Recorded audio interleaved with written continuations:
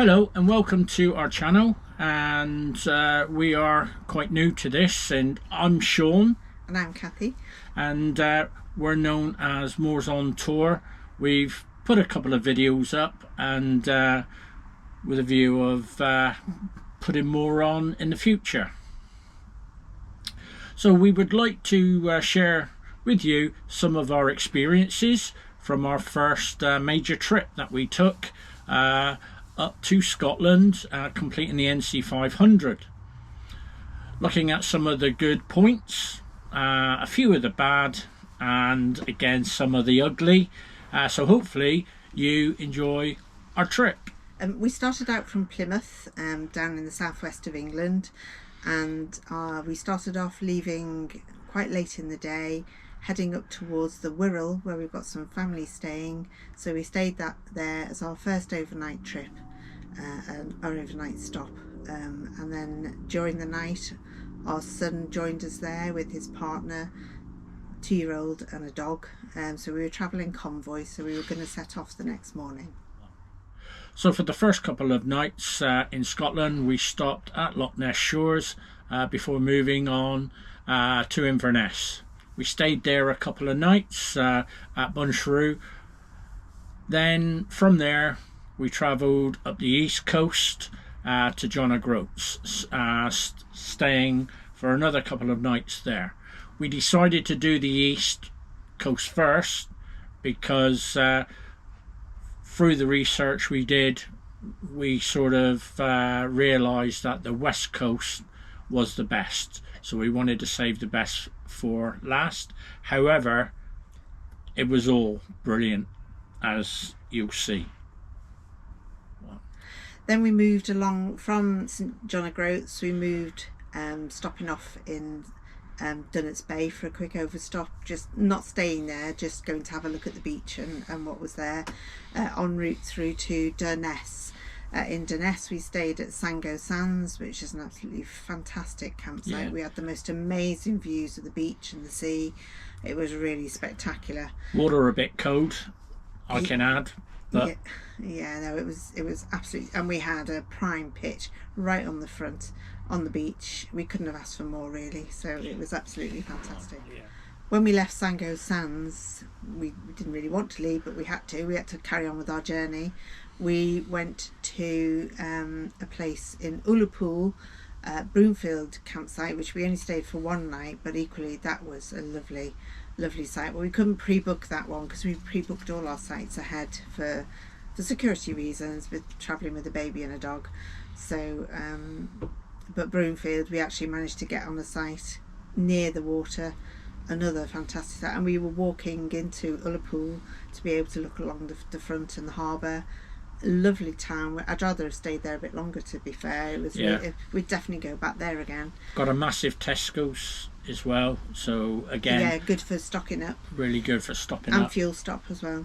And then from Ullapool we headed down to Gairloch, which again was a lovely place. Restaurants within walking distance, but equally drivable to visit other special sites of interest. But we actually really liked Gairloch, and they were so accommodating, because we did come across a couple of issues but with the van, but they were very helpful indeed. And then once we left there, we then carried on to Bunree, which was our last stop in but before you go on any further there, what I'd like to say is when we were at Gairloch, we also took the opportunity to go and do the Applecross. So I wanted to do it, Kathy not so, but something we'll have to do again, because when we did get to the top, as anyone will say, it's a bit hit and miss whether you're going to get the views or not. And unfortunately, when we got to the top, we were shrouded in fog, clouds, whatever you want to call it. So we had a fantastic view of nothing. Which was a shame. It was a good experience and an enjoyable drive.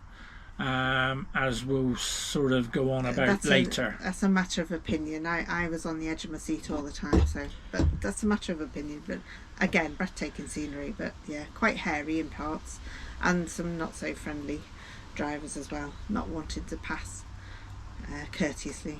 But no, it was a must do, and we did it in a 7-metre motorhome, which is quite a challenge. But I wouldn't mind doing it in a car. But I don't know about a motorhome.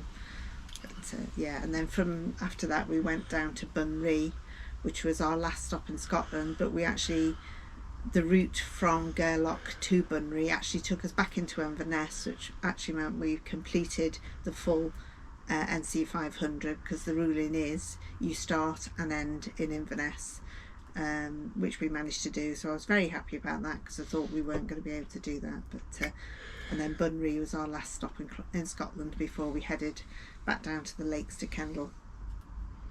Wow. Okay. So some of the good points of our trip was that the people were so friendly and helpful. We couldn't fault that really. And everybody went out of their way, and the campsite people were always friendly and welcoming, and we really didn't have any problems there at all. Although some people preferred to wild camp, we chose to go onto sites because, well, the convenience, the security, and we wanted to put back into their economy really, because we enjoyed the sites, and it's only right that we give back. And making it pleasant with meeting the locals as well. And it was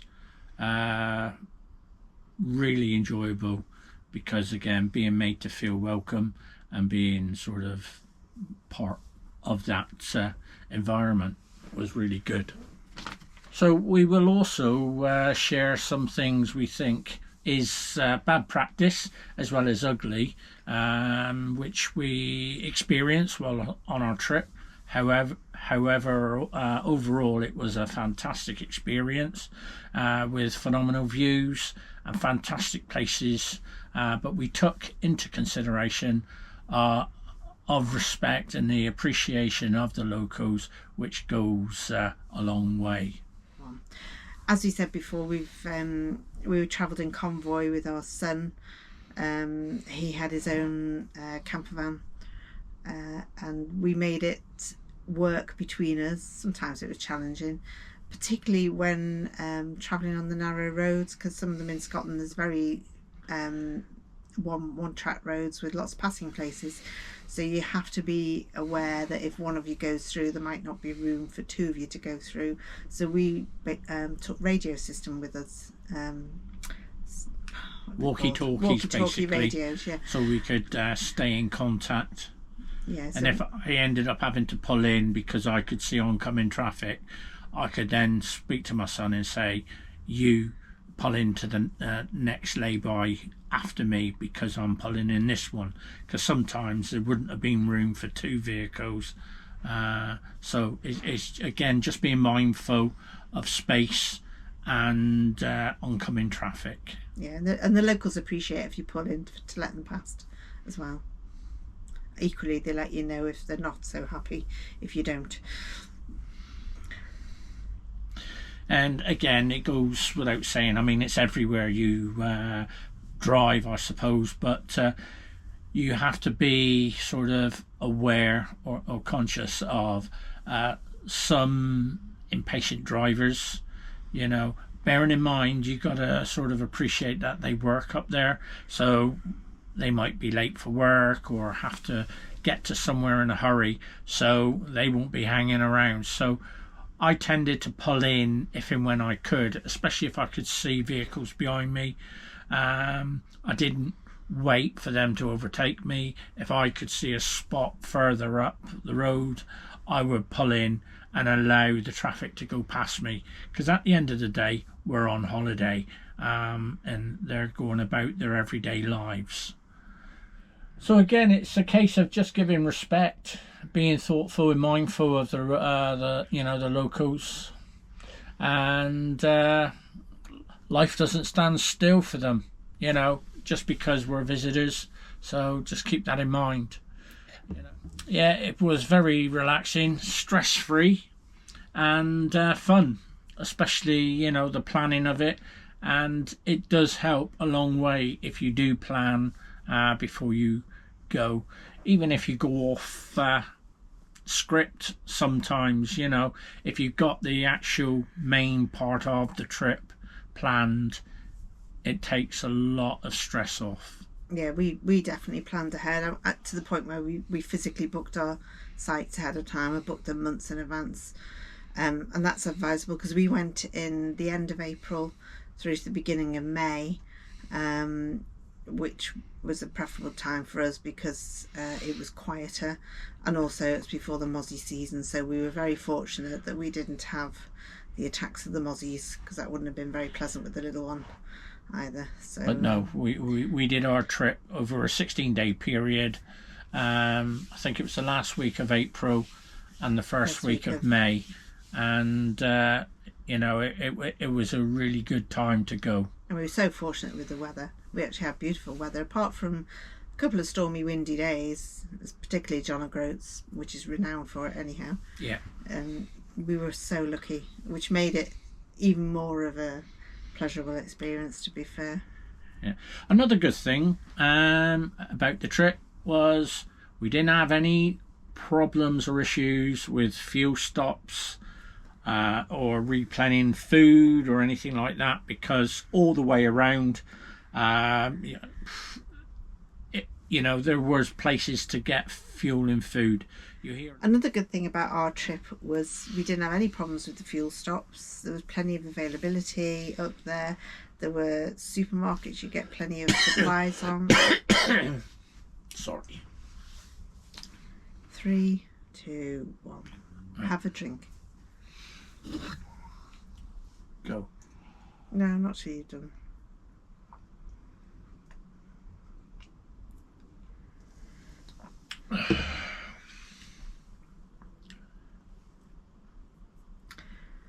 Another good thing about the trip was we didn't have any problems with fuel stops. We thought there might have been an issue, although we did research beforehand, but there was plenty of larger supermarkets you could fill up with fuel. Even some of the smaller village ones there was plenty of availability, and for LPG there was some availability up there if you needed LPG for you, if you got gas tanks or even vehicles that were LPG, but there were some available. There was plenty of Tesco's, Morrison's, the usual supermarkets. Food wasn't a problem, and the prices were good for fuel as well. We thought it might have been a lot more expensive than home, but it wasn't. So that was absolutely fine. Well, you did hear some sort of horror stories that be careful being away from civilization, you know, on some of the roads away from the towns and cities. But again, that wasn't a problem at all. Because we planned. You just plan, make sure if you're going to go into the more desolate areas that you fuel up before you go. It's not a problem. And going into these areas were fun, because again, some of the views were stunning, you know, and that's what we go up there for. And especially on the west coast, you know, you take yourself off out of the way. I mean, one example, the Arctic World War II convoy memorial. Again, that was a really good visit, you know, and worth the visit. One of the bad points, we could see evidence of most places we went to or went through, was the wild camping choices people made. Now, we like wild camping, you know, just like everybody else, but there's a right way and a wrong way, and unfortunately there were a lot of examples of thoughtlessness. Yeah, bad practice, if to be honest. There were many bad choices people made, you know, and this upsets the locals, and rightly so. There are many places available for people to stop and camp. Just be mindful and thoughtful again of where you are. You know, is it safe, dangerous, encroaching on people's property, or even blocking entrances and throughways? I say this because believe it or not, we actually experienced all these that I've just said at different points on the trip, and this is examples for giving us, you know, motorhomers, caravanners, a bad name, which we don't want.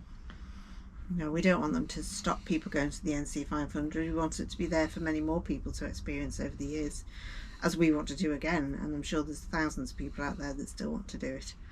So, you know, if the longer people show respect, the longer we'll have the opportunity to do it. You know, there was, again, many examples of us where we'd stop and we'd end up picking up more rubbish than what we actually used. You know, and it didn't take anything just to move it on to a bin somewhere in a car park or en route. Very easy. You know, it's just being, again, mindful. So until you can get rid of it, having fires in beautiful spots, not only is it dangerous, but it becomes an eyesore. Instead of staying in a, you know, as a beauty spot, we actually experienced this again. We went to somewhere, we stopped because we wanted to take some fantastic photographs, and you know, somebody had been parked there a couple of days or so beforehand, had a fire and completely scorched the ground, left rubbish and everything everywhere, and it looked absolutely terrible, you know. And again, it's not fair on the next people that come along and want to take a picture because of a few that disregard. It's not safe for wildlife either. No, definitely because they'll try and eat, well, anything really. Yeah, you know. And during the summer, if you haven't put the fire out properly, you know, you're going to get wildfires that sort of start up again. So just a little bit of thought and consideration for the environment stops the fantastic views from becoming ugly. Everywhere we went in the NC500, we met lovely people, and they were very helpful to us, and that's because we engaged with them. We respected their areas, and if you give respect, they'll respect you back. So respect has to be earned, and if everyone does that, then we'll all be able to carry on to do it for many times in years to come. So hopefully we've been able to give you an insight of our NC500 visit, sharing with you some of the good, the bad, the ugly. Thankfully there's more good than there is bad and the ugly. So we'll be putting up some videos following this of some of our trips we've been to, the sites we've stayed on, and some of the spectacular views, photos, videos. So we just hope you enjoy in the future. Have any suggestions or questions on this video, please put a comment at the bottom and let us know. If you have any suggestions, as I said, please subscribe as well, press like, and we hope you enjoyed a few of our observations, and again with some of the videos that we'll be putting up over the next few days. It just means goodbye from Moors on Tour, Sean and Kathy. Bye for now.